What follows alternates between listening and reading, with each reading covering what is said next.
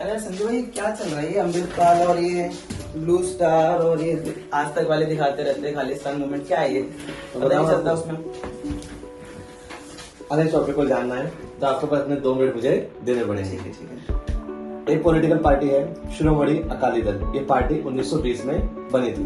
अब जब political party बनी तो शुरू में इन्होंने एक अलग कंट्री की डिमांड करी, सिखिस्तान के नाम से।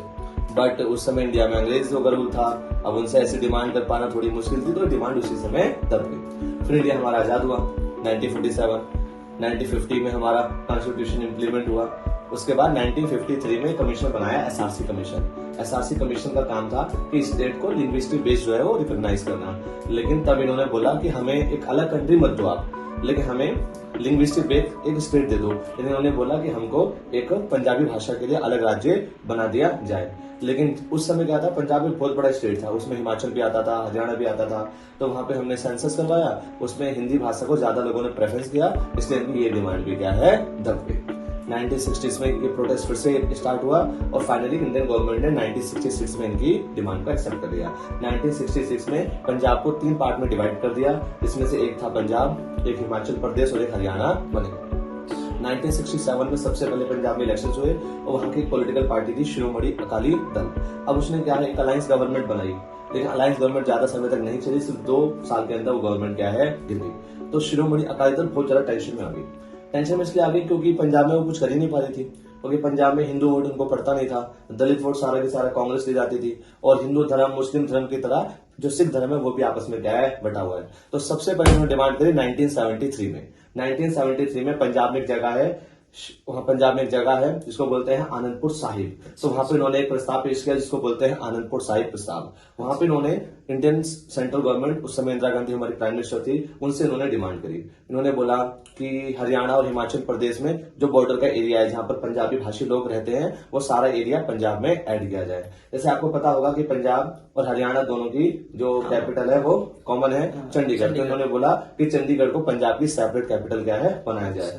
इंडिया में जितने भी गुरुद्वारे हैं उनको कंट्रोल करने के लिए गुरुद्वारा कमेटी बनाई जाए, जिसपे शिरोमणि अकाली दल का कंट्रोल होना चाहिए। सिखों की ज्यादा से ज्यादा भर्ती की जाए सेना के अंदर, ताकि उनके पास आर्म्स पावर ज्यादा से ज्यादा हो सके। साथ साथ में इन्होंने बोला कि किसी भी कंडीशन में पंजाब में कुछ भी हो रहा हो, हमारी सेंट्रल गवर्नमेंट जो है पंजाब में president rule article 356 state emergency ना लागू करे। अब ये सब डिमांड जो थी वो बहुत ज्यादा विवाद वाली थी। अगर ऐसा कर दिया जाता तो उससे क्या होता, पंजाब में अगर कभी प्रॉब्लम्स में आ रही होती तो सेंट्रल गवर्नमेंट चाह कर भी उसमें इंटरफेयर नहीं कर सकती। और ये पहला स्टेप था। दूसरा स्टेप होता इंडिया से अलग होने की बात। अच्छा, इस सब चीजों में ये सेंट्रल में कौन था उस समय? उस समय हमारी प्राइम मिनिस्टर थी इंदिरा गांधी।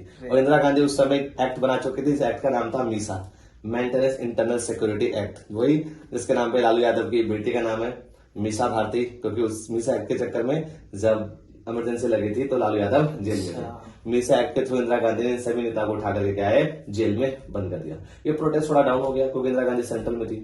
उसके बाद क्या हुआ, 1977 में जनता पार्टी गवर्नमेंट आई, फिर ये फिर से पावरफुल हो गए। 1980 आते आते ये बहुत ज्यादा पावरफुल हो चुके थे। अब 1980 में एक व्यक्ति थे जिन्होंने इसको लीड किया। खैर वो इंदिरा गांधी ने पहले सपोर्ट किया पंजाबी या सिख वोट लेने के लिए, जिनका नाम था जरनैल सिंह भिंडरावाले। अगर अभी की हम बात करें तो जो अभी अमृतपाल है वो एक लाइट वर्जन है किसका, जरनैल सिंह भिंडरावाले का। उनका लुक भी काफी हद तक वैसा ही देखने को लगता है। जब वो चलते थे तो उनके पास 40-40 बाउंसर चलते थे AK-47 लेकर के। तो उस समय जरनैल सिंह भिंडरावाले ने इंडियन गवर्नमेंट से बोला कि हमको एक कंट्री चाहिए खालिस्तान के नाम से, खालिस्तान मूवमेंट, और हमें इंडिया के साथ में नहीं रहना। इन्होंने उस अपने वेपन्स के लिए एक अड्डा बना लिया और वो है अमृतसर के अंदर हरमंदर साहिब। अगर आपको पता होगा तो अर्जन साहिब ने एक गुरुद्वारा बनाया था जिसका नाम था हरमंदर साहिब। उन्होंने क्या काम किया, उसके ऊपर गोल्डन की परत चढ़ा दी, जिसको हम गोल्डन टेम्पल कहते हैं। वही है स्वर्ण मंदिर जिसको हम कहते हैं। इन्होंने उनको अपना अड्डा बना लिया। अब इनको तीनों सपोर्ट मिल गए। इनको ब्रिटेन से, कनाडा से फंडिंग आने लगी। इनको पाकिस्तान ISI जो है वो वेपन्स देने लगे, विदेशी ताकतें। और इंडिया में सिखों के अंदर जो बड़े बड़े हमारे सैनिक कमांडर थे उन्होंने इस्तीफा दे दिया और वो इनको ट्रेनिंग देने लगी। उन्होंने अपना अड्डा बनाया गोल्डन टेम्पल को। अब इंडियन गवर्नमेंट, भारत सरकार, इंदिरा गांधी ने बात करने की कोशिश करी लेकिन ये नहीं माने। तब जाके हमारे पास एक लास्ट ऑप्शन बचा, ऑपरेशन ब्लू स्टार। 3 से लेकर के 6 जून 1984 में इंदिरा गांधी ने एक ऑपरेशन चलाया, ऑपरेशन ब्लू स्टार, जिसका मेन मोटिव जो था वो ये था कि हमारी इंडियन गवर्नमेंट, हमारी आर्मी जो है वो गोल्डन टेम्पल में एंटर करे और वहां से जितने भी उग्रवादी लोग हैं उनको मार दे, उनको अरेस्ट कर ले अगर वो सरेंडर नहीं करते हैं तो। और ये ऑपरेशन चला। इस ऑपरेशन के अंदर जनरल सिंह भिंडरावाले को अमृतसर में गोल्डन टेम्पल में मार दिया गया, बहुत सारे सिख इसके अंदर मारे गए। और फिर ये थोड़ा विवाद हो गया। विवाद इसलिए हो गया क्योंकि सिखों ने इल्जाम लगाया कि इंदिरा गांधी ने उनके धर्म के अंदर इंटरफेयर किया है। अब आया 31 जुलाई 1984।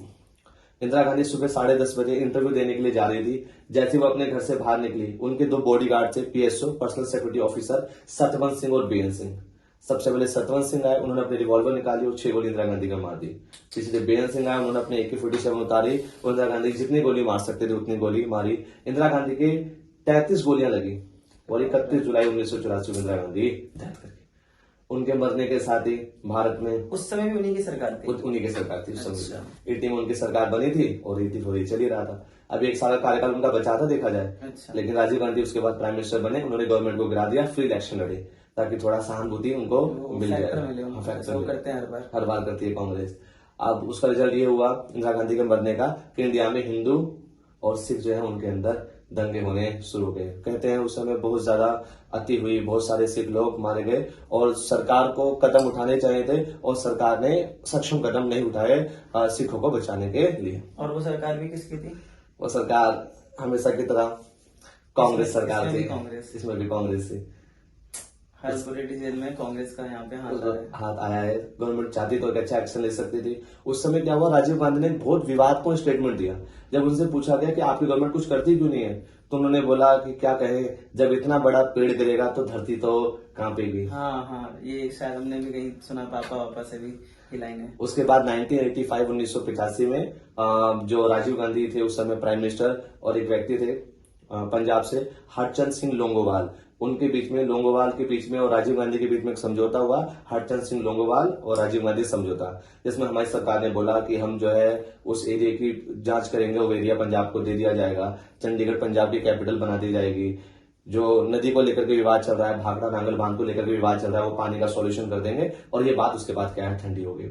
लेकिन अगर आप रिसेंटली देखें, ये भी एकदम से एक्टिव कैसे हो गए? एक्टिव होने का बहुत बड़ा रीजन रहा है जो हमारी भारत सरकार ने 3 किसान बिल पास किए थे। उस किसान बिल के चक्कर के अंदर सिख विरोध में थे और जो सिखों ने, किसानों ने जो बहुत बड़ा प्रोटेस्ट किया, उस प्रोटेस्ट की वजह से इन सिखों को एक होने का मौका मिला। उसकी आड़ में ये लोग एक तरफ ये भी करने लगे थे। और पंजाब में उस समय भी सरकार कांग्रेस की थी, जिसकी वजह से इनको थोड़ा पनाह मिल गया और ये ज्यादा एक्टिव हो गया। और अभी भी वहां आम आदमी पार्टी सरकार है, तो कांग्रेस सरकार पहले रही, अब आम आदमी पार्टी सरकार है, तो सेंट्रल गवर्नमेंट वहां सफिशिएंट इन्वॉल्वमेंट नहीं कर पा रही। बहुत ही शर्म की बात है हमारे लिए कि पंजाब पुलिस के पास 80,000 पुलिसकर्मी होने के बाद हाईकोर्ट ने भी शायद इसके ऊपर टिप्पणी करी है, फटकार लगाई है कि 80,000 सैनिक तुम्हारे क्या कर रहे थे जब अमृतपाल वहां से भाग गया। तो कुल मिलाकर कहानी ये है, लेकिन हमको इस बात को समझना है कि इंडिया को इंडिया रहना जरूरी है। अगर हम अपने कॉन्स्टिट्यूशन को पढ़े तो वहां पर हमारी गवर्नमेंट ने, जिन्होंने हमारा संविधान बनाया, उन्होंने हमारे संविधान के अंदर संघ शब्द का इस्तेमाल नहीं किया, फेडरल वर्ड का इस्तेमाल नहीं किया, उन्होंने यूनियन वर्ड का इस्तेमाल किया। इसका मतलब ये है कि इंडिया में बाकी देशों की तरह स्टेट ने मिलकर कंट्री नहीं बनाई है। एक कंट्री है जिसने क्या स्टेट को बनाया है, इसके किसी भी स्टेट को ये राइट नहीं है कि वो भारत से अलग हो सके। इससे तो भारत टूट जाएगा। तो ये आपने समझ में आया आपको? बिल्कुल क्लियर है इस चीज के बारे में। भाई देख लीजिए, आपके सामने एक लाइव एग्जांपल है कि कैसे एक छोटे से टॉपिक को सर ने कितने अच्छे तरीके से समझाया। बाकी आप देख ही रहे हैं।